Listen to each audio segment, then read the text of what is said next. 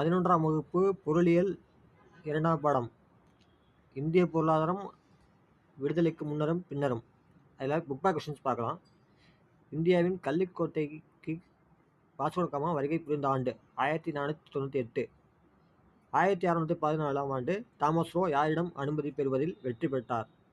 ஜஹாங்கீர். இந்தியாவை ஆளும் உரிமை ஆங்கில கிழக்கிந்திய கம்பெனியிடமிருந்து ஆங்கில அரசுக்கு மாற்றப்பட்ட ஆண்டு 1858ஆம் ஆண்டு. ரைட் வாரி முதலில் அறிமுகப்படுத்தப்பட்ட இடம் தமிழ்நாடு. அடுத்த கொஸ்டின், முதலாம் உலகப்போர் தொடங்கிய ஆண்டு 1914.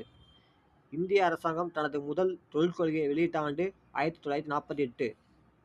1956ஆம் ஆண்டில் தொழிற்கொள்கையின் நோக்கம் பெரிய நிறுவனங்களை முன்னேற்றுவது. 1993ஆம் ஆண்டில் முன்பதிவு நீக்கப்பட்ட தொழில்துறை செம்பு மற்றும் சிங் சுரங்க தொழில். இந்தியாவின் பசுமை புரட்சியின் தந்தை என்று அழைக்கப்படுவர் MS சுவாமிநாதன். 1969ஆம் ஆண்டில் நாட்டுடைமையாக்கப்பட்ட வங்கிகளின் எண்ணிக்கை 14. வங்கிகள் தேசியமயமாக்கப்பட்டதின் முக்கிய நோக்கம் சமூக நலன். அடுத்த கொஸ்டின், திட்டக்குழு அமைக்கப்பட்ட ஆண்டு 1950.